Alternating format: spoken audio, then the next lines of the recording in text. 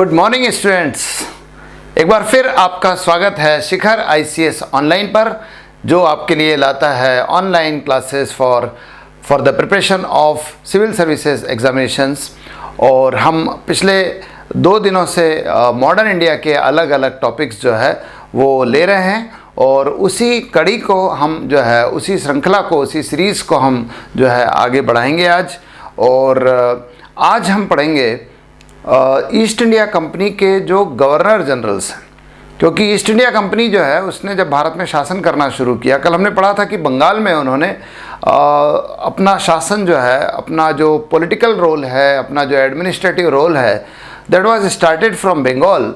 और बंगाल में जब उन्होंने शासन करना शुरू किया तो उन्होंने अपनी एक शासन पद्धति स्थापित की, अपने प्रशासक नियुक्त किए, अपने एडमिनिस्ट्रेटर्स अपॉइंट किए, और उन्हीं एडमिनिस्ट्रेटर्स में जो टॉप मोस्ट एडमिनिस्ट्रेटर होते थे वो गवर्नर और गवर्नर जनरल्स होते थे। तो वहीं से हम लोग पढ़ना शुरू करेंगे। तो इसको ज़रा और समझते हैं कि गवर्नर्स होते क्या थे। एक्चुअली कल भी हमने लास्ट क्लास में भी हमने बात की थी कि ईस्ट इंडिया कंपनी के जो 3 प्रमुख क्षेत्र थे भारत में, वो थे बॉम्बे, मद्रास यानी चेन्नई, और कलकत्ता। तो ये 3 जो है इनको प्रेसिडेंसीज कहा गया। 3 प्रेसिडेंसी थी, बॉम्बे प्रेसिडेंसी, मद्रास प्रेसिडेंसी और कलकत्ता प्रेसिडेंसी। तो इन तीनों प्रेसिडेंसी, कलकत्ता प्रेसिडेंसी नहीं थी, प्रेसिडेंसी ऑफ बंगाल थी, सॉरी। तो ये बॉम्बे प्रेसिडेंसी है, मद्रास प्रेसिडेंसी है, और ये प्रेसिडेंसी ऑफ बंगाल है।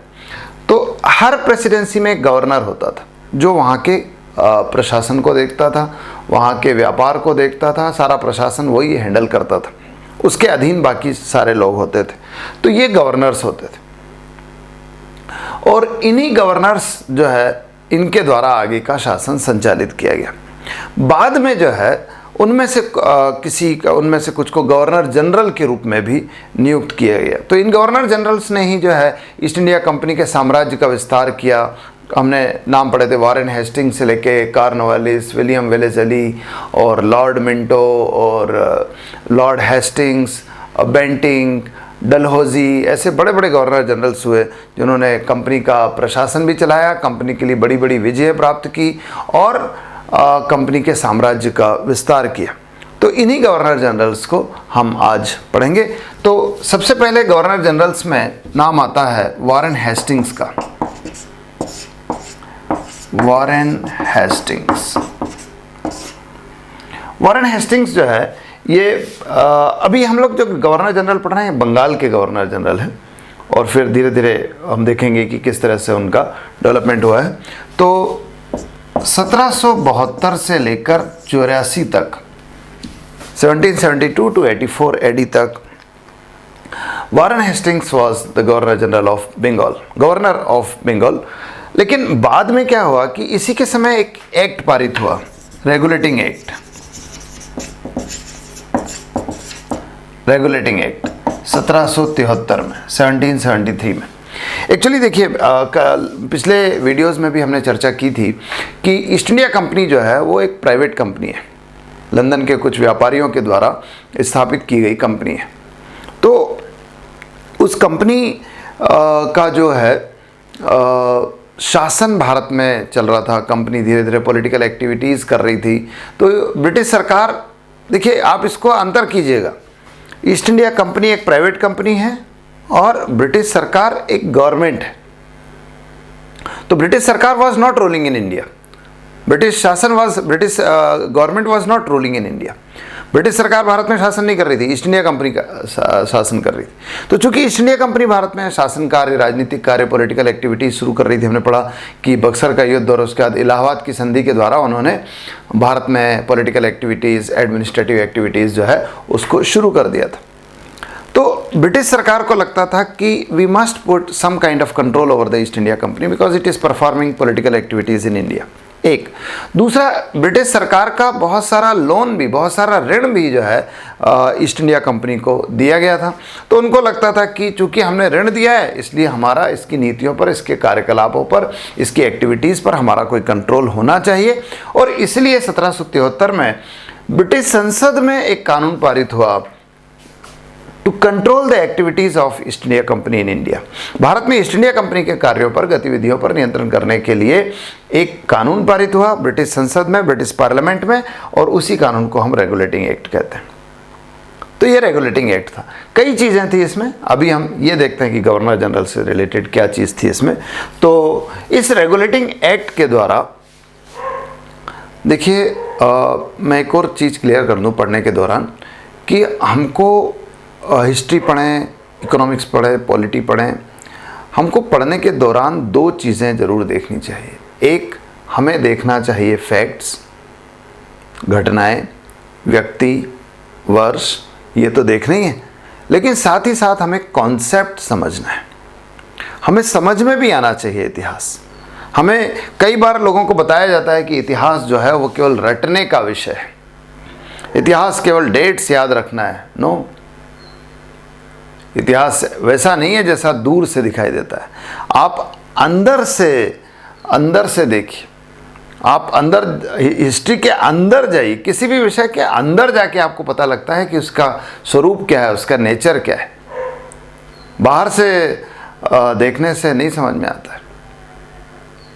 आंखों में रहा, दिल में उतर कर नहीं देखा, कश्ती के मुसाफिर ने समंदर नहीं देखा। समंदर देखना पड़ेगा, अंदर जाना पड़ेगा। तो अगर जब आप विषय के अंदर जाते हैं तो आपको समझ में आएगा कि हिस्ट्री केवल डेट्स नहीं है, हिस्ट्री केवल रटना नहीं है, बल्कि हिस्ट्री कॉन्सेप्ट है जिसे समझना चाहिए, और समझ में आती है तो याद रखना आसान हो जाती है फ्रेंड्स।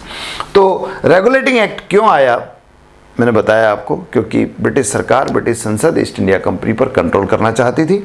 लेकिन फिर इसके द्वारा क्या चीज़ें हुई गवर्नर जनरल्स को लेकर, वो देख लेते हैं। पहली चीज़ तो रेगुलेटिंग एक्ट के द्वारा पहली बार भारत में जो बंगाल का गवर्नर था उसे बंगाल के गवर्नर जनरल का पद दिया गया। बंगाल का गवर्नर जनरल होगा, गवर्नर जनरल ऑफ बंगाल। तो इस तरह से, चूंकि रेगुलेटिंग एक्ट के द्वारा पहली बार यह कहा गया कि अब बंगाल का गवर्नर जो होगा, he will be the governor general of Bengal. Governor अकेला नहीं होगा, यहां तीनों जगह गवर्नर होते थे, लेकिन अब जो बंगाल का गवर्नर होगा, he will be termed as, he will be called as governor general of Bengal. तो इस तरह से Warren Hastings became the first governor general of Bengal. याद रखने लायक चीज है। बंगाल का पहला गवर्नर जनरल कौन है, कभी पूछे, वारेन हेस्टिंग्स है। तो वारेन हेस्टिंग्स बंगाल का गवर्नर जनरल बन गया। लेकिन फिर बात कॉन्सेप्ट की है, आखिर क्या अंतर है गवर्नर होने में और गवर्नर जनरल होने में। तो गवर्नर होने और गवर्नर जनरल होने में मतलब यह है, वही अंतर है जो इंस्पेक्टर और इंस्पेक्टर जनरल में होता है, जो इंस्पेक्टर और आईजी साहब में होता है। एक आईजी, इंस्पेक्टर जनरल के नीचे कई इंस्पेक्टर्स होते हैं। ऐसे ही एक गवर्नर जनरल जो होगा बंगाल का, उसके नीचे अब कई गवर्नर होंगे, यानी मद्रास का गवर्नर और बॉम्बे का governor will work under the governor general of Bengal. ये मतलब है। तो Warren Hastings became the first governor general of Bengal in this way. एक चीज तो ये हुई। दूसरी चीज, इसी एक्ट के द्वारा पहली बार गवर्नर जनरल की परिषद बनाई गई। ये बहुत इंपॉर्टेंट है। Council of governor general was formed. Bengal के गवर्नर जनरल की एक काउंसिल बनाई गई कि गवर्नर जनरल अब अकेले काम नहीं करेगा, सोलो डिसीजंस नहीं लेगा, अकेले एकल निर्णय नहीं लेगा, बल्कि the decisions will be taken in the meetings of council of governor general. Governor general की परिषद में निर्णय जो है वो लिए जाएंगे। ये भी निर्णय हुआ, ये भी स्थापित किया गया रेगुलेटिंग एक्ट के द्वारा। तो गवर्नर जनरल की परिषद बनी। ये परिषद याद रखना, ये परिषद ही धीरे धीरे धीरे विकसित होकर दो भागों में बढ़ गई, एग्जीक्यूटिव काउंसिल और लेजिस्लेटिव काउंसिल। और लेजिस्लेटिव काउंसिल जो है वही आगे चल के भारत में संसद बनी है, पार्लियामेंट बनी है। आज जो पार्लियामेंट हुई है, it was developed from this council. ये काउंसिल बाद में दो भाग में बटी, एग्जीक्यूटिव काउंसिल, लेजिस्लेटिव काउंसिल, कार्यकारिणी परिषद और विधायिका परिषद। और ये जो विधायिका परिषद है, it was later on developed into parliament of India. यही भारत की संसद बनी है। तो यहाँ से ये सारी चीज़ें डेवलप हुई। तो गवर्नर जनरल की परिषद भी बनाई गई। किसके समय, पहली बार कभी पूछे तो वारेन हेस्टिंग्स के समय बनाई गई। वारेन हेस्टिंग्स के समय बहुत सारे काम हुए। वारेन हेस्टिंग्स ने एक तो द्वैध शासन समाप्त कर दिया था। कल हमने बात की थी डायरकी की कि 1765 में इलाहाबाद की संधि के द्वारा बंगाल में एक द्वैध शासन स्थापित किया गया, जिसमें दीवानी शासन ईस्ट इंडिया कंपनी के पास था और निजामत का शासन जो है बंगाल के नवाब के पास था। The rule of Bengal was divided into two parts and that was termed as diarchy in Bengal। तो जो बंगाल का द्वैध शासन था वो वारेन हेस्टिंग्स ने समाप्त कर दिया, abolished। हाउ, कैसे? साहब देखिए, ऐसा नहीं हुआ कि इन्होंने साहब जो दीवानी प्रशासन था वो वापस नवाब को दे दिया, बल्कि निजामत भी नवाब से ले लिया, निजामत भी नवाब से ले लिया गया। ये वारेन हेस्टिंग्स ने किया। यानी अब निजामत भी ईस्ट इंडिया कंपनी के पास है और दीवानी शासन भी ईस्ट इंडिया कंपनी के पास है। तो इस तरह से द्वैध शासन 1772 में जो है समाप्त कर दिया गया, 1772 में ये द्वैध शासन का अंत हो गया। लेकिन अब आप देखिए कि वारेन हेस्टिंग्स के बहुत सारी उपलब्धियां राजस्व के क्षेत्र में, रेवेन्यू के क्षेत्र में। ईस्ट इंडिया कंपनी के लिए रेवेन्यू का एक बहुत बड़ा सोर्स था लैंड रेवेन्यू, भू राजस्व, भूमि से मिलने वाला राजस्व यानी लगान, कृषकों से लिए जाने वाला कर। तो उस पर इन्होंने बहुत ध्यान दिया क्योंकि वो इनके लिए रेवेन्यू का एक, राजस्व का एक प्रमुख स्रोत था, इनकी आय का प्रमुख स्रोत था, शासन के खर्चे निकालने थे उससे। तो इन्होंने जो है राजस्व के क्षेत्र में बहुत सारे सुधार किए वारेन हेस्टिंग्स ने। क्या क्या सुधार किए ये देखते हैं। एक तो ये कि इन्होंने राजस्व का निर्धारण करने के लिए कि किसानों से कितना कर लगाया जाएगा, एक राजस्व बोर्ड बनाया, रेवेन्यू बोर्ड बनाया, राजस्व मंडल, रेवेन्यू बोर्ड।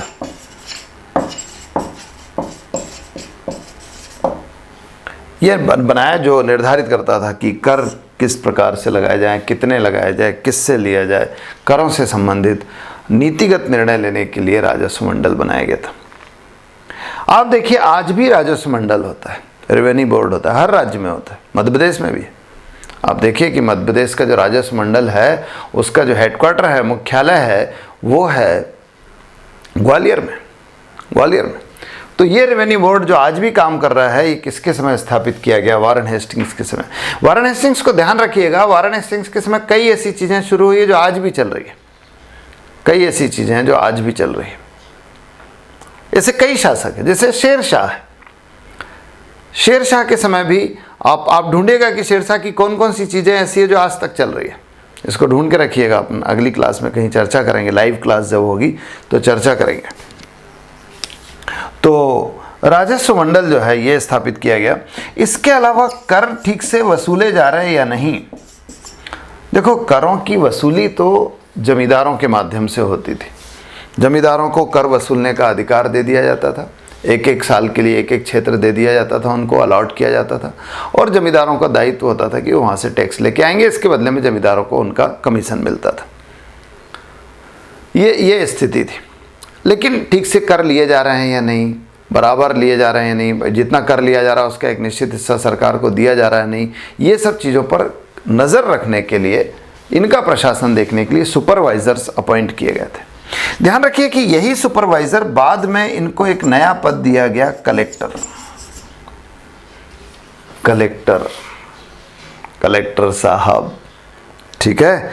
ये जो कलेक्टर का पद है ये किसके समय डेवलप हुआ? वारेन हेस्टिंग्स के समय। Collector, one who used to collect taxes. Collector का नाम इस तरह से आया है because he used to collect tax in the British period. तो कलेक्टर का पद भी वारेन हेस्टिंग्स के समय विकसित हो। मैंने कहा था ना कि भारत में आजकल जो कुछ चल रहा है उसमें से बहुत बड़ा योगदान वो भी है या वो चीज़ें वारेन हेस्टिंग्स के समय शुरू हुई। तो ये राजस्व के क्षेत्र में कुछ काम है जो वारेन हेस्टिंग्स ने किए हैं। वारेन हेस्टिंग्स के समय कुछ चीज़ें न्याय प्रणाली में भी सुधार हुआ, न्यायपालिका में, जुडिशियरी में। वारेन हेस्टिंग्स के समय एक तो रेगुलेटिंग एक्ट के द्वारा, ये रेगुलेटिंग एक्ट के द्वारा कलकत्ता में एक सुप्रीम कोर्ट स्थापित किया गया वॉरेन हेस्टिंग्स के समय। हालांकि उसका निर्देश जो प्राप्त हुआ था वो रेगुलेटिंग एक्ट के द्वारा प्राप्त हुआ था। रेगुलेटिंग एक्ट में कहा गया था कि कलकत्ता में एक सुप्रीम कोर्ट इस्टेब्लिश होगा, लेकिन वो इस्टेब्लिश हुआ वॉरेन हेस्टिंग्स के समय 1773 में। सुप्रीम कोर्ट सर्वोच्च न्यायालय। लेकिन ध्यान रखिए कि ये सुप्रीम कोर्ट आज वाला सुप्रीम कोर्ट नहीं है। ये सुप्रीम कोर्ट एक ऐसा कोर्ट था which was mainly establish to hear the cases of Europeans in Bengal. European से संबंधित मामलों की सुनवाई के लिए ये कोर्ट जो है ये बनाया गया था। तो ये स्थापित हुआ 1773 में। हम आगे से सब पढ़ने को मिलता है किताबों में, बड़ा इंपॉर्टेंट एक फैक्ट मिलता है, कुछ एग्जाम्स में पूछा भी गया है कि एलिजा इम्पे जो है इसके पहले मुख्य न्यायाधीश बने थे। एलिजा इम्पे, बाद में विलियम जोन्स भी जो है बने और कई और बड़े विद्वान जो है इसके न्यायाधीश बने। तो सुप्रीम कोर्ट बना। दूसरी एक और चीज़ है कि इसने न्याय प्रणाली को 2 भाग में डिवाइड किया, जो आज भी होता है। 2 भाग, एक फौजदारी अदालत और एक दीवानी अदालत। आज भी कोर्ट इसी प्रकार के होते हैं, फौजदारी यानी क्रिमिनल कोर्ट, दीवानी यानी सिविल कोर्ट। जो पैसे दे रहे, पैसे के लेन देन से संबंधित मामला और संपत्ति से संबंधित मामले, करों से संबंधित मामले, इनसे संबंधित जो विवाद होते हैं उनकी सुनवाई जो न्यायालय करते हैं उनको हम दीवानी न्यायालय कहते हैं। और जो गंभीर किस्म के अपराध होते हैं, हत्या, अपहरण जैसे बड़े षड्यंत्र, ऐसे अपराधों को फौजदारी अपराध कहा जाता है, क्रिमिनल केसेस कहा जाता है, आपराधिक मामले कहा जाता है, और उनकी सुनवाई फौजदारी न्यायालय में होती है, सेशन कोर्ट्स जिसको हम कहते हैं आजकल।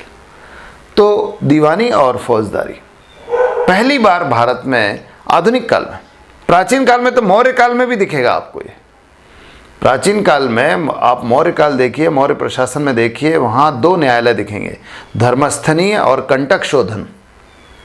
तो जो धर्मस्थनीय था वो दीवानी न्यायालय जैसा था और कंटक शोधन जो है फौजदारी न्यायालय जैसा था। लेकिन आधुनिक काल में न्यायपालिका को 2 भाग में डिवाइड किया है किसने? वॉरेन हेस्टिंग्स ने। तो 2 भाग में फौजदारी और दीवानी अदालत यहाँ दिखाई देती है। तो these are the reforms made by Warren Hastings in the field of judiciary.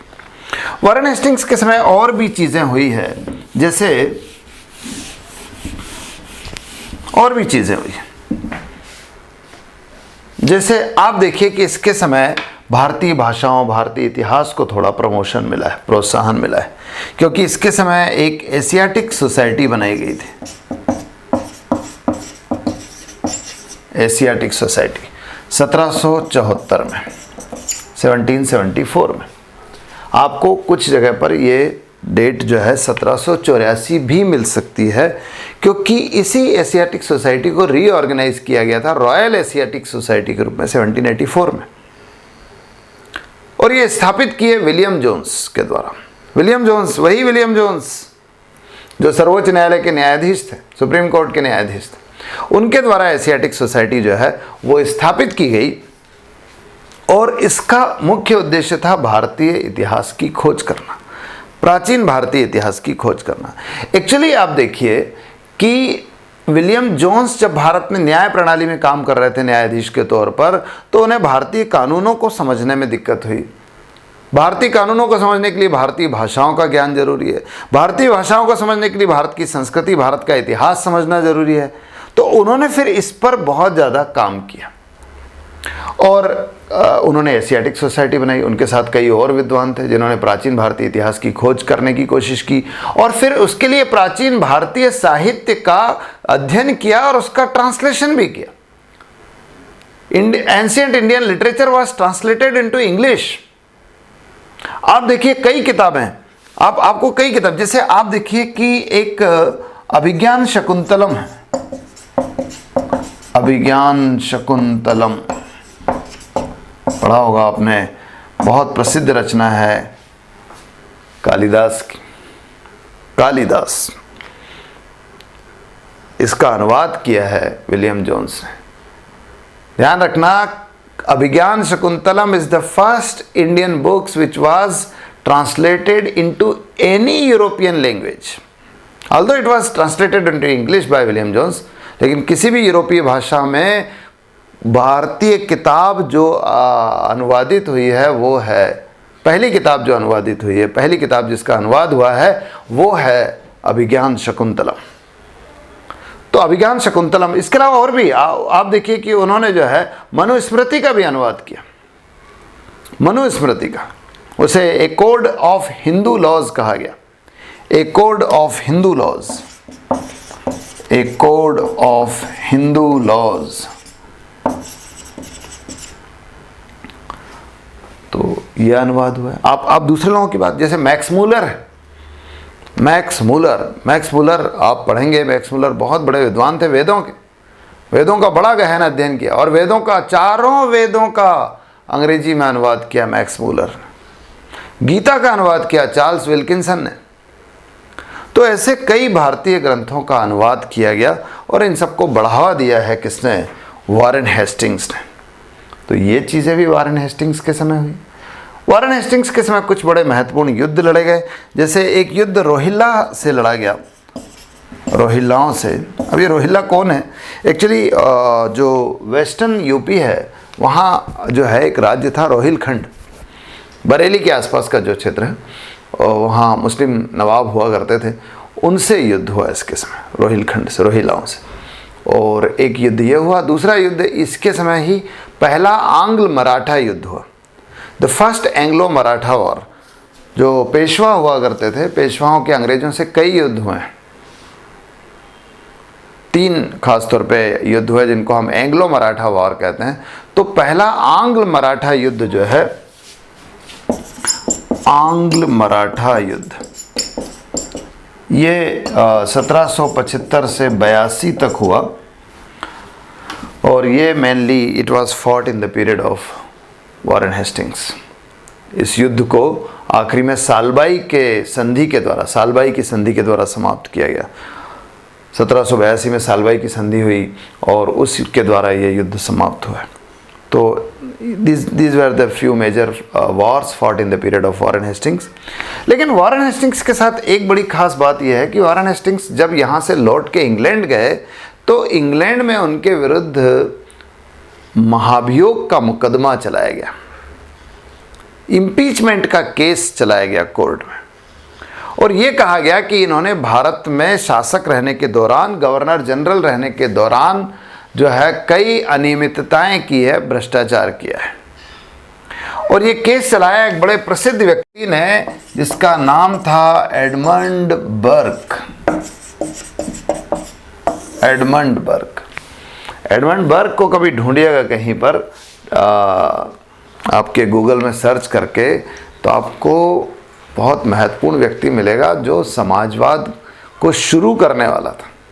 England में सोशलिस्ट विचारों को आरंभ करने वालों में से एक है एडमंड बर्क। तो एडमंड बर्क ने मुकदमा चलाया आपके वॉरेन हेस्टिंग्स के विरुद्ध। जब वो चला गया यहाँ से, गवर्नर जनरल के रूप में चला गया था, उसके बाद तो कई बार इस पर भी क्वेश्चन आए हैं, यूपीएससी में मैंने कई क्वेश्चन देखे हैं ऐसे, कि किस कारण, किस आरोप में, what were the charges against Warren Hastings for his case of impeachment. तो किस कारण महाभियोग का मुकदमा चलाया गया, तो हम जरा उन कारणों को देखते हैं। कई आरोप थे, ध्यान रखिए। जैसे एक आरोप जो है वो इस रोहिल्ला का युद्ध कई था, इसके विरुद्ध महाभियोग चलाया गया। ध्यान रखना, महाभियोग का मुकदमा, महाभियोग, इम्पीचमेंट बोलते हैं, इम्पीचमेंट, ये केस चलाया गया। एक तो यही कि साहब रोहिल्ला जो है वो उनको प्रॉब्लम, उनकी जो प्रॉब्लम थी वो अवध के साथ थी, उनका जो टकराव था वो अवध का था। ईस्ट इंडिया कंपनी यूं ही उससे लड़ पड़ी, यूं ही उससे उलझ पड़ी, जबकि जरूरत नहीं थी। ये आरोप था। बेगानी शादी में अब्दुल्ला दीवाना की तरह जो है पहुंच गया और रोहिल्लाओं को हराने की कोशिश की और उसमें बड़ी संख्या में इनका पैसा, बड़ी मात्रा में इनका पैसा खर्च हुआ। ये आरोप लगाया गया। दूसरे आरोप भी लगाए गए, जैसे एक नंद कुमार का मामला था। नंद कुमार एक बड़ा प्रसिद्ध विद्वान था, कलकत्ता का ब्राह्मण था, और नंद कुमार ने यह आरोप लगाया था कि वॉरेन हेस्टिंग्स ने रिश्वत लेकर घसीटी बेगम को नवाब नजमुद्दौला का केयर टेकर बना दिया है। नजमुद्दौला, मैंने बताया था कि लास्ट क्लास में पढ़ा था कि मीर जाफ़र की मृत्यु के बाद उसका एक माइनर बेटा, उसका एक अल्पवयस्क बेटा जो है वो नवाब बना दिया गया था बंगाल में। और चूँकि वो अल्पवयस्क था, चूँकि वो माइनर था, तो उसका कोई केयर टेकर काम करेगा। तो केयर टेकर के रूप में घसीटी बेगम को अपॉइंट किया गया and it was appointed by Warren Hastings. लेकिन वारेन हेस्टिंग्स पर यह आरोप नंद कुमार ने लगाया कि इसके लिए वारेन हेस्टिंग्स ने बड़ी मात्रा में रिश्वत ली है, ब्राइब्स लिए। तो इस बात से वारेन हेस्टिंग्स बहुत नाराज़ हुआ और उसने नंद कुमार को एक झूठे मुकदमे में फंसाया। उस झूठे मुकदमे में फंसाने के बाद उसको सज़ा हुई और उसको मृत्यु दंड दिया गया। इसलिए कुछ लोगों ने, इतिहासकारों ने कहा है कि नंद कुमार की जो फांसी की सज़ा थी, that was a legal murder, वो एक कानूनी हत्या थी। क्योंकि मारा तो गया कानून के द्वारा, लेकिन वो एक हत्या थी क्योंकि वो इनोसेंट था, क्योंकि उसने इस पर आरोप सही लगाया था। एक और आरोप लगाया जाता है कि इसने अवध की बेगमों से दुर्व्यवहार किया है। एक्चुअली अवध जो है वो 1764 के बक्सर के युद्ध में पराजित हुआ था और उसके बाद धीरे धीरे वो ईस्ट इंडिया कंपनी पर आश्रित होता गया, डिपेंडेंट होता गया। और उसकी रक्षा का काम, उसकी वहाँ पर सेना भेजना, ये सारा काम ईस्ट इंडिया कंपनी करती थी और उसके बदले में पैसा लेती थी। लेकिन वो पैसा अवध समय पर चुका नहीं पाया और उसके कारण उस पर कर्ज होता गया, कर्ज बढ़ता गया। और फिर ईस्ट इंडिया कंपनी के उस कर्ज, उस ऋण की वसूली के लिए, for the repayment of loan of East India company over Awadh, Warren Hastings ने जो है अपने लोग भेजे और उन्होंने वहाँ की बेगमों से बड़ा दुर्व्यवहार किया। देखो, दुर्व्यवहार मतलब ये कि जो भी रॉयल पर्सनालिटीज़ होते हैं, जो शाही लोग होते हैं, बेगम हो, राजा हो, नवाब हो, वो बड़े, उनके साथ बड़े नज़ाकत वाला व्यवहार होता है, उनके साथ बड़ा सोफिस्टिकेटेड व्यवहार करना पड़ता है। लेकिन वैसा किया नहीं गया, तो बेगमों का भी अपमान किया है, ये कहा है एडमंड बर्क ने। तो these were the charges against Warren Hastings for his impeachment. तो ये this is all about Warren Hastings. एक चीज़ छूट रही है, वो भी आप समझ लीजिए। वारेन हेस्टिंग्स ने एक पॉलिसी अपनाई थी जिसको रिंग फेंस की पॉलिसी कहते हैं, पॉलिसी ऑफ रिंग फेंस, घेरा की नीति। घेरा की नीति, घेरा की नीति का मतलब ये कि जैसे मान लो ये बंगाल में ईस्ट इंडिया कंपनी का क्षेत्र है, तो वारेन हेस्टिंग्स ने इसके आसपास के जो राज्य थे उनको अपना मित्र बनाने की नीति अपनाई, उनको अपना फ्रेंड्स बनाने की नीति अपनाई, ताकि अगर कोई ईस्ट इंडिया कंपनी के शत्रु आक्रमण करते भी हैं तो अपनी सीमा के आसपास के जो फ्रेंडली स्टेट्स है वो उनके माध्यम से उन शत्रुओं को रोका जा सके। इसको रिंग फेंस की नीति कहा गया। रिंग फेंस की नीति किसके समय अपनाई गई? तो it was adopted by Warren Hastings. ध्यान रखिए, रिंग फेंस की नीति से संबंधित एक वीडियो हमारी चैनल का उपलब्ध है यूट्यूब पर आप देख सकते हैं। एक टाइटल उसका है कि ब्रिटिश शासन की नीतियाँ, उसमें आपको रिंग फेंस मिल जाएगा, वो आप देख सकते हैं अच्छे से। उसमें आपको रिंग फेंस पूरा डिटेल में मिल सकता है, आप देख लीजिएगा। तो friends, this is all about achievements and works done bye Warren Hastings. Warren Hastings के बाद जो है कुछ समय के लिए गवर्नर जनरल बना चार्ल्स मैकफर्सन, या आप कहें कि लॉर्ड मैकफर्सन। ये कुछ समय के लिए बना, कोई बड़ी उपलब्धि नहीं है, 1784 से 86 तक रहा। लेकिन इसके समय पारित हुआ है पिट्स एक्ट। वारेन हेस्टिंग्स के समय प्रस्तुत किया गया, बाद में इसके समय पारित हुआ। पिट्स एक्ट पारित हुआ 1784 में, 1784 में इंग्लैंड की संसद में। जैसे रेगुलेटिंग एक्ट था, पिट्स एक्ट पारित किया गया। और पिट्स एक्ट इसलिए प्रसिद्ध है, दो चीज़ों के लिए प्रसिद्ध है। एक तो पिट्स एक्ट के द्वारा भारत में ईस्ट इंडिया कंपनी के कार्यों को नियंत्रित करने के लिए एक बोर्ड ऑफ कंट्रोल बनाया गया, एक नियंत्रक मंडल बनाया गया, बोर्ड ऑफ कंट्रोल ये बनाया गया, इसको नियंत्रक मंडल कहा गया। ये पिट्स एक्ट के द्वारा बनाया गया। दूसरा, पिट्स एक्ट के द्वारा एक पॉलिसी इस्टेब्लिश की गई जिसको हम पॉलिसी ऑफ नॉन इंटरवेंशन कहते हैं। नॉन इंटरवेंशन कहो, नॉन इंटरफेरेंस कहो, हिंदी में अहस्तक्षेप की नीति कहते हैं। अहस्तक्षेप की नीति। अहस्तक्षेप की नीति का तात्पर्य ये कि कंपनी जो है उसका काम भारत में व्यापार करना है और उसको जो है ज़्यादा अशांति नहीं करनी चाहिए, युद्धों में भाग नहीं लेना चाहिए, युद्धों में उलझना नहीं चाहिए, और इसके लिए उसे भारत की जो देशी रियासतें हैं, जो इंडिजिनस स्टेट्स है, भारत के जो नवाब राजाओं के राज्य है, उनमें किसी प्रकार का हस्तक्षेप नहीं करना चाहिए। It was the policy established by the Spitz Act which was passed in 1784 in the period of McPherson. तो ये नीति फिर आगे कई शासकों के द्वारा अपनाई गई है। हम पढ़ेंगे किन किन शासकों ने इसे अपनाया है। तो ये लॉर्ड मैकफरसन का काम है। इसके बाद एक बहुत प्रसिद्ध गवर्नर जनरल आया, लॉर्ड कॉर्नवालिस। लॉर्ड कॉर्नवालिस 1786 से लेकर 1793 तक Lord Cornwallis was the governor general of Bengal. Cornwallis का इतिहास, कॉर्नवालिस का बैकग्राउंड, बड़ा पृष्ठभूमि जो है बड़ी महत्वपूर्ण है। एक तो बड़े ऐसे पारिवारिक पृष्ठभूमि से जहाँ बहुत सारे योद्धा हुए हैं, बहुत सारे फाइटर्स हुए हैं, वॉरियर्स हुए हैं, और दूसरा ये कि उसने कई बड़े युद्धों में भाग लिया, जिसमें से एक युद्ध है अमेरिका का स्वतंत्रता संग्राम। अब देखिए, जिसे हम यूएसए कहते हैं, यूनाइटेड स्टेट्स ऑफ अमेरिका कहते हैं, वो कभी इंग्लैंड का गुलाम था, इंग्लैंड का उपनिवेश था, इंग्लैंड की एक कॉलोनी थी, और उसने कभी अपनी स्वतंत्रता के लिए इंग्लैंड के विरुद्ध एक बड़ा स्वतंत्रता संग्राम लड़ा।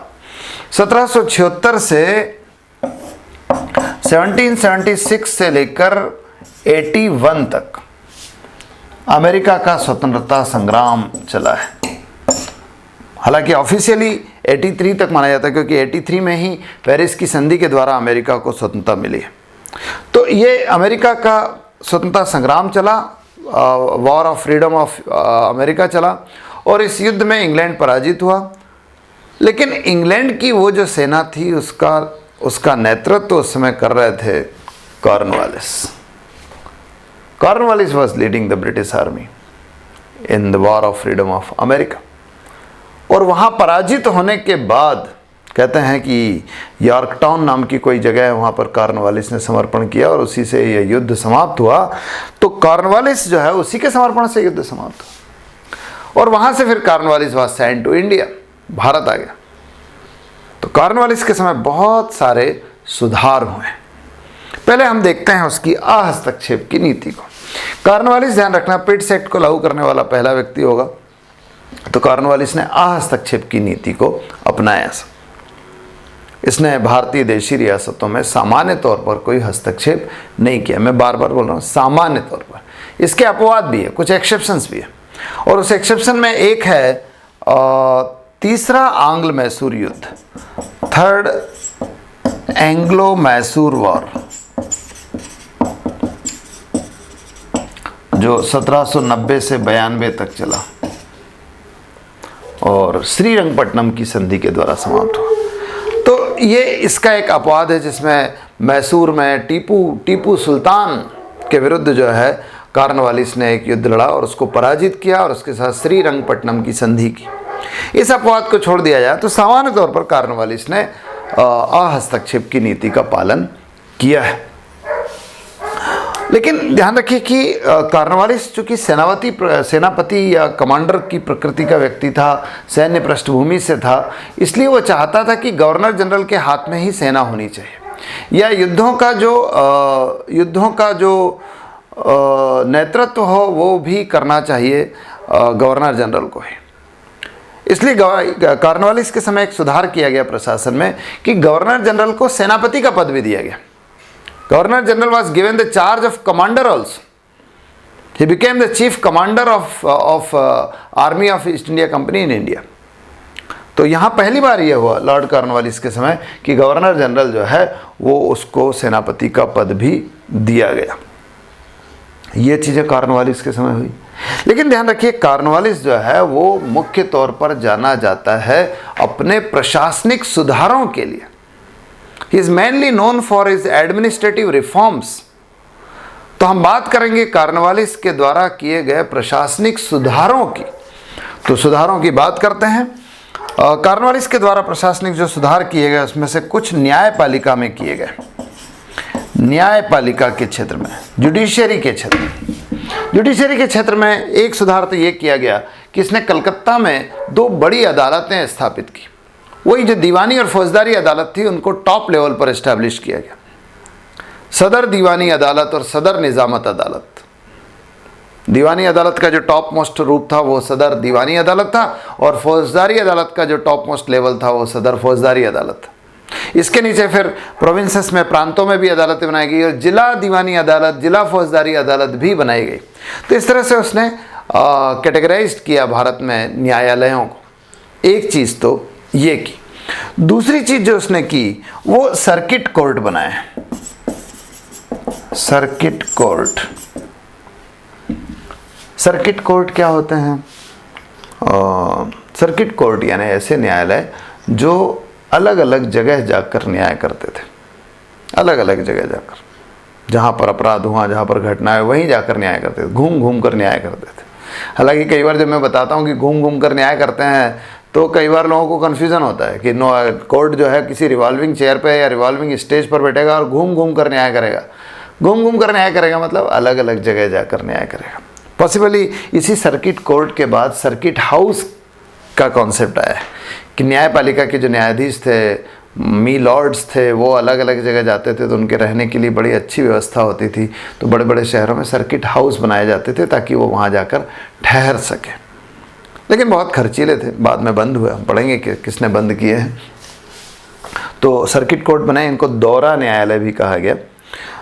ये कॉर्नवालिस के समय बने। इसके अलावा उसने कानूनों का संकलन भी किया। भारत में जो भारतीय कानून थे उनका कलेक्शन किया और उसके लिए कानून की किताब लिखी जिसे कॉर्नवालिस कोड कहा गया। कॉर्नवालिस कोड, कॉर्नवालिस संहिता बोलते हैं हिंदी में। कॉर्नवालिस कोड, कोड या संहिता यानी कानूनों का संकलन होता है। कानूनों का संकलन, कलेक्शन ऑफ लॉज। जैसे आज है ना हमारे भारतीय दंड संहिता, भारतीय सिविल संहिता, ऐसे कोड जो है कानूनों का संकलन होता है। तो कॉर्नवालिस कोड बनाया गया, बड़ा महत्वपूर्ण कोड है और कई लोगों के कोड प्रसिद्ध है। नेपोलियन ने भी अपना एक कोड बनाया था, इसको नेपोलियन कोड कहते हैं। नेपोलियन ने तो कभी कहा था कि मेरा जो कानून की संहिता होगी वो उसकी प्रसिद्धि मेरे 40 युद्धों की विजय से भी ज़्यादा होगी। नेपोलियन फ्रांस का शासक, तो उसने भी बनाया। कॉर्नवालिस ने अपना कोड बनाया, भारतीय कानूनों का संकलन किया। और कॉर्नवालिस कोड की बड़ी खास चीज़ यह है कि कहा जाता है कि कॉर्नवालिस कोड जो है शक्तियों के पृथक्करण के सिद्धांत पर आधारित। It is dependent upon the principle of separation of powers. अब principle of separation of power क्या है?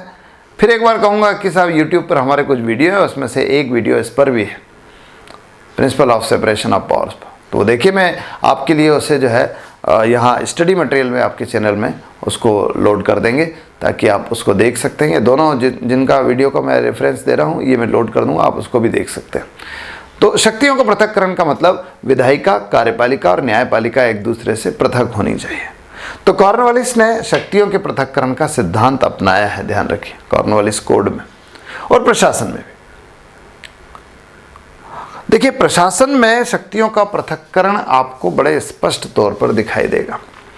कॉर्नवालिस ने क्या किया कि जो कलेक्टर होते थे, अभी तक कलेक्टर क्या करता था? कलेक्टर जो वारेन हेस्टिंग्स ने अपॉइंट किया था, कलेक्टर क्या कर रहा था कि करों की वसूली भी कर रहा था, करों का कलेक्शन भी देख रहा था और साथ ही साथ करों से संबंधित अगर कोई विवाद है तो उस विवाद की सुनवाई भी कर रहा था। उस विवाद की सुनवाई भी कर रहा था। मतलब he was working like an executive as well as the judiciary. कार्यपालिका के रूप में भी कार्य कर रहा था और न्यायपालिका के रूप में भी कार्य कर रहा था। करों का वसूली कर रहा था कार्यपालिका के रूप में और करों से संबंधित न्याय कर रहा था न्यायपालिका के रूप में। लेकिन कॉर्नवालिस ने यह व्यवस्था समाप्त की। उसने कलेक्टर से दीवानी न्याय के अधिकार छीन लिए, यानी अब वो केवल कर वसूलेगा, न्याय नहीं करेगा। तो ये जो शक्तियों का पृथक्करण हो गया ना, कि अब जो विधायिका है, अब जो कार्यपालिका है वो न्यायपालिका का काम नहीं करेगी। तो शक्तियों के पृथक्करण का सिद्धांत जो है वो लॉर्ड कॉर्नवालिस के समय अपनाया गया फ्रेंड्स। ये सब लॉर्ड कॉर्नवालिस के समय हुआ न्यायपालिका के क्षेत्र में। इसके अलावा उसने राजस्व के क्षेत्र में कुछ काम किया, रेवेन्यू के क्षेत्र में। रेवेन्यू के क्षेत्र में कॉर्नवालिस के क्या काम हैं इसको हम देखते हैं। इसको वाइप कर देते हैं, मिटा देते हैं।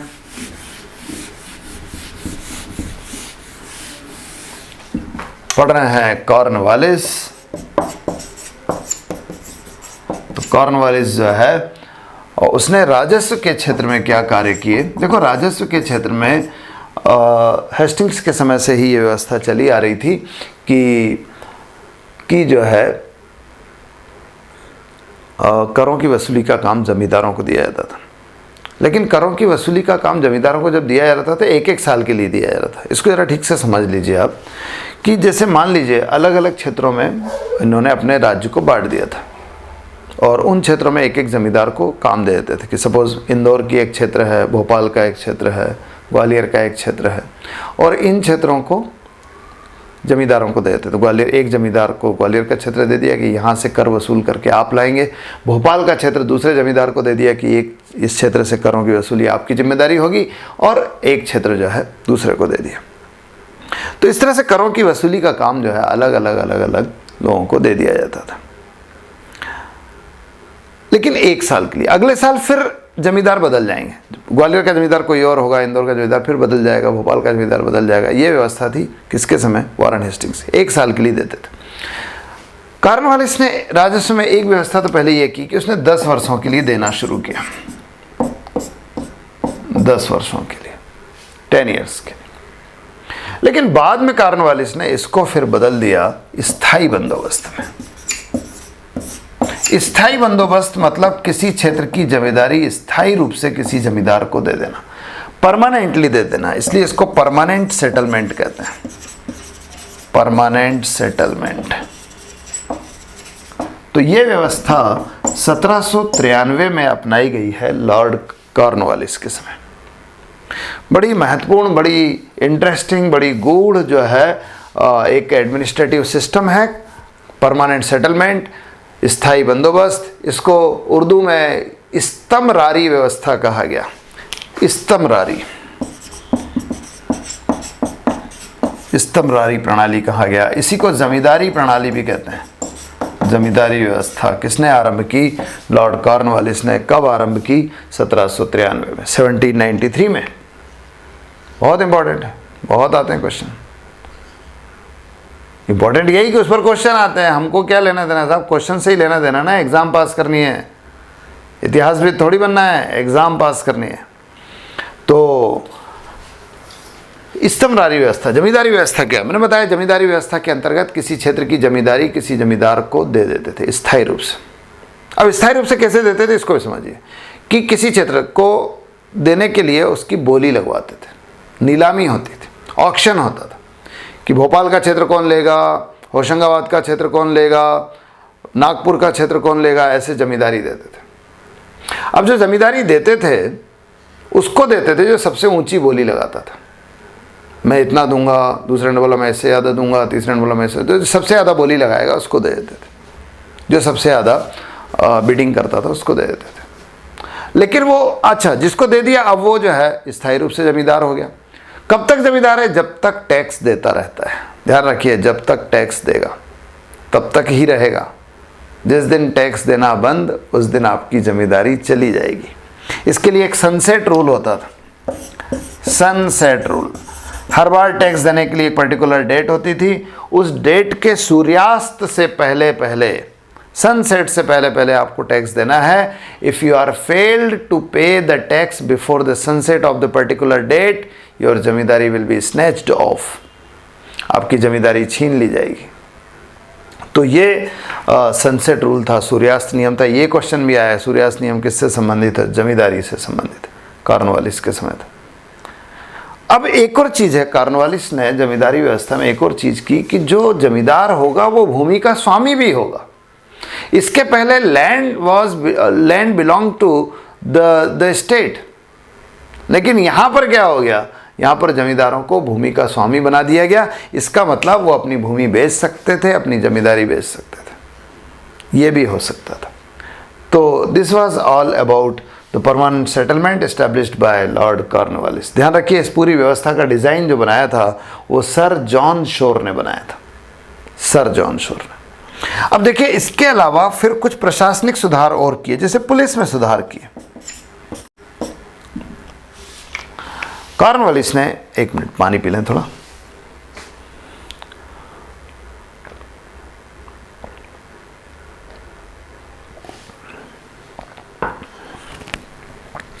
कॉर्नवालिस ने एसपी के कार्यों को परिभाषित किया, ऐसा कि एसपी क्या करेगा और एसपी क्या नहीं करेगा। इसके पहले एसपी क्या होता था कि वो जिले का प्रशासन का बाकी काम भी देखने लगता था, लेकिन यहाँ कहा गया कि this will be the work of SP, ये उसकी सीमाएं होगी, इसी कार्य क्षेत्र में उसे कार्य करना होगा, ये किया। दूसरा, उसने जो है थाने बनाए। पहली बार भारत में पुलिस थाने लॉर्ड कॉर्नवालिस ने ही बनाए। थाने जो है वो भारत में पहली बार, इसके पहले कोतवाल होते थे, कोतवालों का कार्यालय होता था, लेकिन थाने नहीं होते। पहली बार थाने बनाए लॉर्ड कॉर्नवालिस ने। स्वाभाविक सी बात है, थानेदार का पद भी जो है बनाया वो आपके लॉर्ड कॉर्नवालिस ने। और एक और चीज कि अपराधियों के सर पर इनाम रखने की जो परंपरा है वो भी कॉर्नवालिस ने शुरू की। गब्बर सिंह पर कितना इनाम है? 50,000 का इनाम है। तो गब्बर सिंह का जो इनाम है वो व्यवस्था किसने शुरू करके गया था? लॉर्ड कॉर्नवालिस ने शुरू करके गया था। तो ये सारी चीज़ें पुलिस के क्षेत्र में लॉर्ड कॉर्नवालिस ने की। इसके अलावा आप देखो कि सिविल सेवा के क्षेत्र में कहा गया, लॉर्ड कॉर्नवालिस को सिविल सेवा का पिता कहा जाता है। He is called to be the father of civil services, civil सेवाओं का पिता, क्योंकि इसी ने भारत में सिविल सेवाओं की स्थापना की। यानी अलग अलग प्रशासनिक कार्यों के लिए अलग अलग सेवाएं बनाई, पुलिस के लिए अलग, न्यायपालिका के लिए अलग, राजस्व के लिए अलग, इस तरह की सेवाएं बनी। और इसमें बड़े प्रोफेशनल ढंग से लोगों को भर्ती किया, उनको वही पर्टिकुलर प्रकार के कार्य कराए गए, उसी कार्य के लिए प्रशिक्षित किया गया, और इस तरह से सिविल सेवा का यहाँ से प्रचलन हुआ। आप जो आज सिविल सेवाओं में जाने के लिए सिविल सेवा परीक्षा दे रहे हैं, राज्य सिविल सेवा की परीक्षा, भारतीय सिविल सेवा की परीक्षा जो दे रहे हैं, ICSE, ये सब जो है किसकी देन है? कॉर्नवालिस। अगर आज आप परेशान हैं तो बिकॉज ऑफ दिस पर्सन, ठीक है। तो सिविल सेवाओं की स्थापना की कॉर्नवालिस ने। ध्यान रखिए, इस समय सिविल सेवाओं की परीक्षा नहीं होती थी। आपका कष्ट मेनली इसमें नहीं, क्योंकि ये तो परीक्षा नहीं लेता था। इसके समय जो है सिविल सेवा में जो भर्ती होती थी वो ईस्ट इंडिया कंपनी की सिफारिश पर रानी के द्वारा होती थी। रानी अपॉइंट करती थी on the recommendation made by east India company. तो सिविल सेवाओं में इस तरह से भर्ती होती। ध्यान रखना है, यहाँ सिविल सेवाएं 2 प्रकार की होती थी।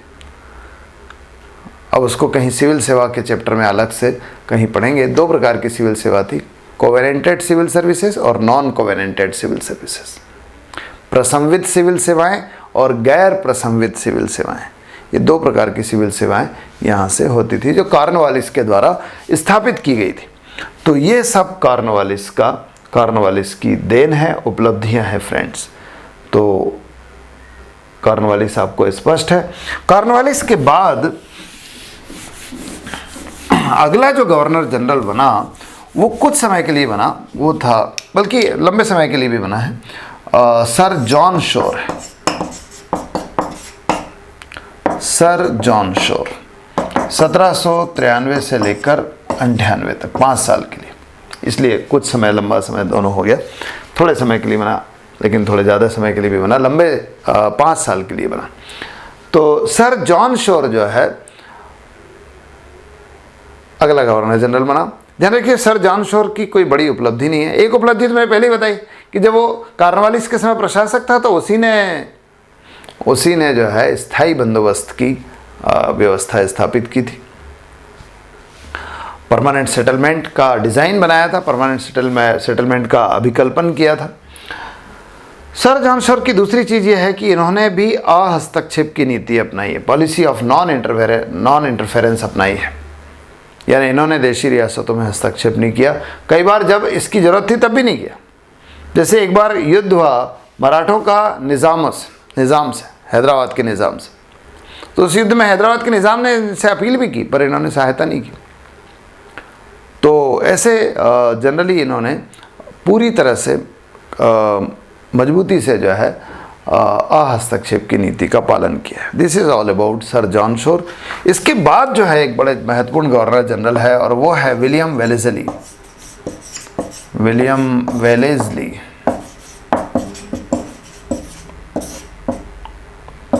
1798 से लेके 1805, लीजिए साहब 19वीं शताब्दी में आ गया, 1805। 1798 से 1805 तक विलियम वेलेज़ली जो है वो भारत के गवर्नर जनरल रहे, बंगाल के गवर्नर जनरल रहे। अब विलियम वेलेज़ली का कार्यकाल बहुत महत्वपूर्ण है, बहुत ज़बरदस्त कार्य हुए हैं विलियम वेलेज़ली के समय। विलियम वेलेज़ली का कार्यकाल जो है युद्धों के लिए, विस्तार की नीति के लिए, एक्सपांसन के लिए जाना जाता है। विलियम वेलेज़ली जो है वो थोड़ा उग्र प्रकृति का भी था, इसलिए उसने अपने आप को कहा था कि मैं रॉयल बंगाल टाइगर हूँ। He called himself royal Bengal tiger.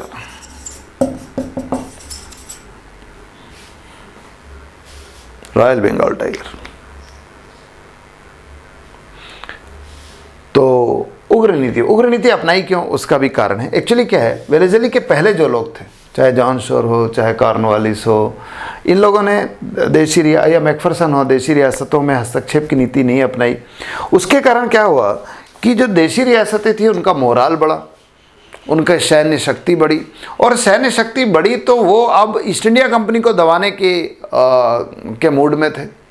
वो ईस्ट इंडिया कंपनी पर आक्रमण के मूड में थे, क्योंकि उनका मोराल बढ़ रहा था। उनको लग रहा था ईस्ट इंडिया कंपनी तो कुछ करती नहीं है भाई, अगर जो है वो सांप अगर काटना फुफकारना बंद कर दे तो लोग सांप को ही मारना फेंकना शुरू कर देंगे, क्योंकि लोगों को उससे डरना बंद हो जाएगा। यहाँ भी इन्होंने हस्तक्षेप की नीति लगाई अपनाई, तो देशी रियासतों को लगा कि साहब ये तो निर्बल है, कमज़ोर है, तो उनका मनोबल बढ़ रहा था। अच्छा, दूसरी चीज़ ये है कि भारत में उस समय क्या है, विश्व इतिहास में एक बड़ी महत्वपूर्ण घटना हो रही थी कि फ्रांस में नेपोलियन का उद्भव हो रहा था। नेपोलियन बोनापार्ट एक बड़े शासक के रूप में, एक बड़े तानाशाह के रूप में, एक बड़े साम्राज्यवादी शासक के रूप में उभर रहा था, और वो इंग्लैंड के जो क्षेत्र थे उनको अपनाता, उनको जीतता जा रहा था। उसने मिस्र को जीत लिया था, सीरिया को जीत लिया था, तो बड़ी आशंका थी कि वो भारत पर आक्रमण कर सकता है। और ये भी आशंका थी कि वो भारतीय कुछ जो देशी रियासतें हैं उनको सहयोग दे सकता है, खासतौर पे मराठाओं को, निज़ाम को, मैसूर के शासकों को। तो ये ऐसी कुछ परिस्थितियां थी जिसमें वेलेज़ली ने बड़ी कठोर नीति अपनाई। कुछ तो उसके समय युद्ध लड़े गए,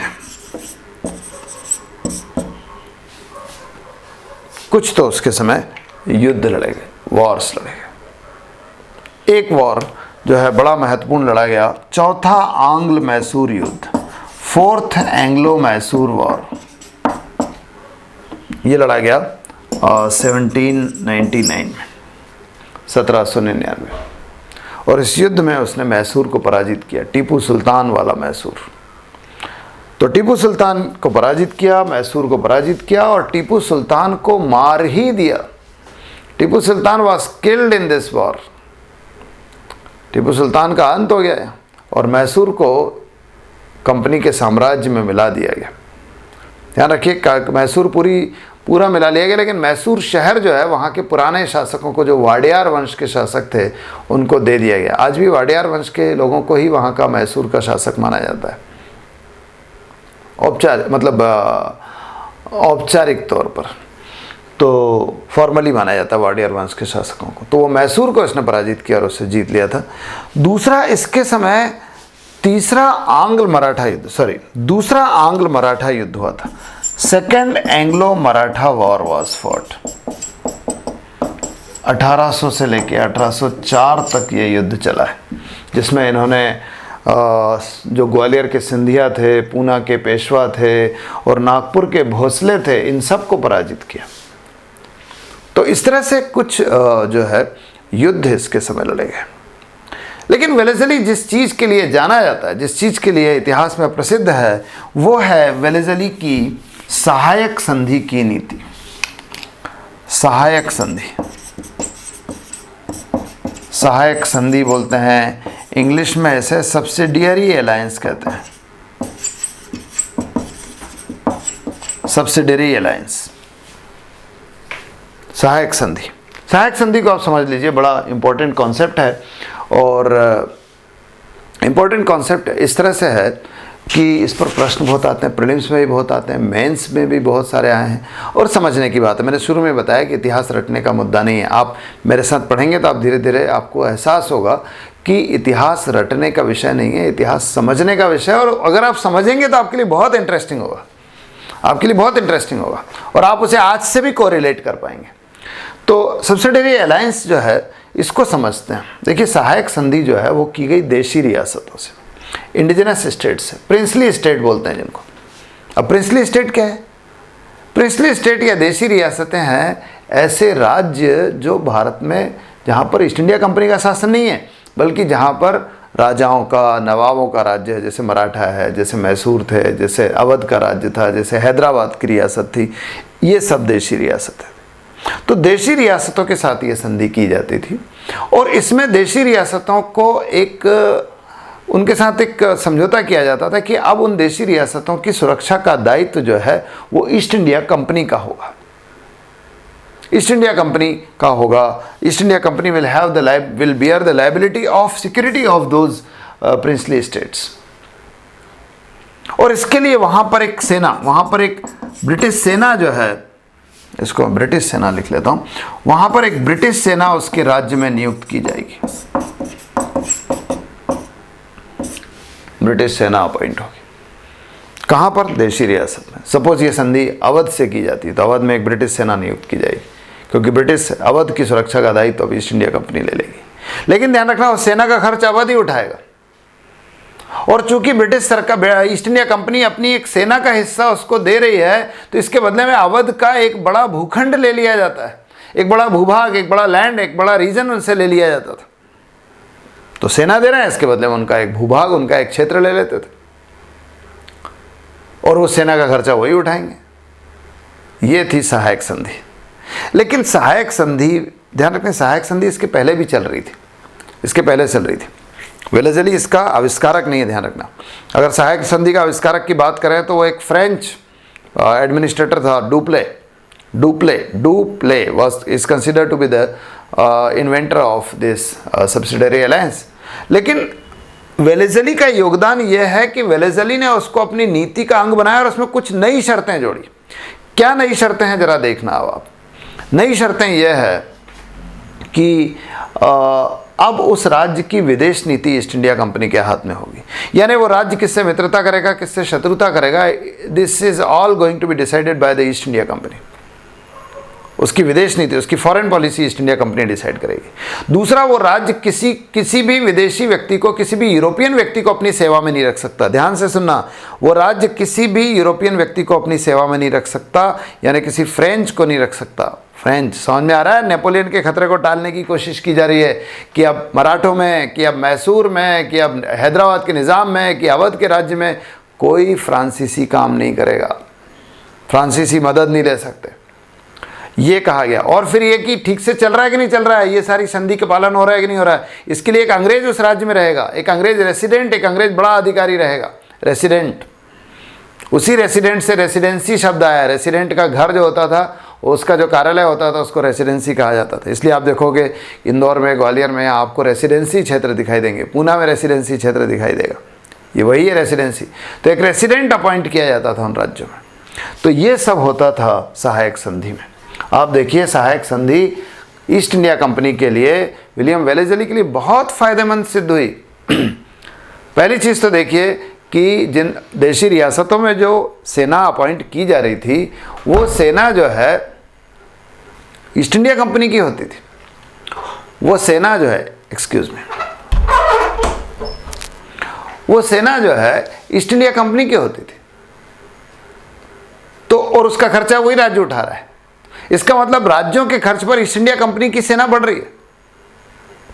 एक फायदा तो ये था। दूसरा, इन राज्यों के पास चूंकि ईस्ट इंडिया कंपनी की सेना है, इसलिए इनके द्वारा युद्ध की, इनके द्वारा विद्रोह की कोई आशंका नहीं थी, वो भी समाप्त हो गई। तीसरा ये कि अब वो किसी और से दोस्ती नहीं कर सकते।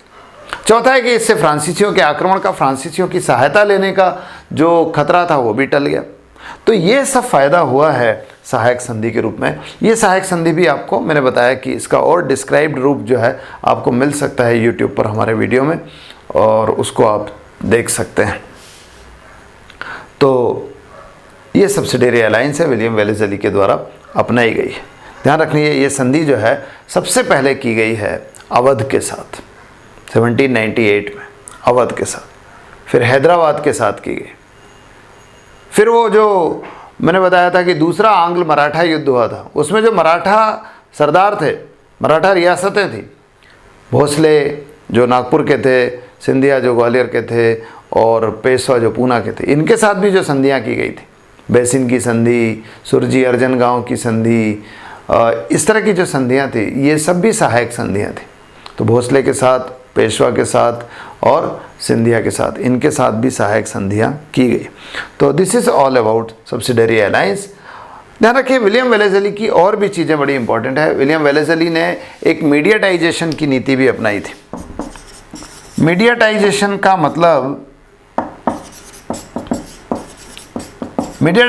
मतलब ये कि कई देशी रियासतों को वेलेज़ली ने कंपनी के साम्राज्य में मिला लिया, उनको पेंशन देके, वहाँ के शासकों को पेंशन दे कि भाई ये आपको सालाना पेंशन हम देंगे, आज से आपका राज्य हमारा। तो जैसे सूरत का राज्य था और ऐसे कई राज्य थे, उनको मीडियाटाइजेशन के द्वारा मिला लिया गया था। और भी चीज़ें हुई इसके समय, कुछ छोटी छोटी चीज़ें हैं। जैसे विलियम वेलेज़ली के समय जो है एक फोर्ट विलियम कॉलेज स्थापित किया गया 1800 में।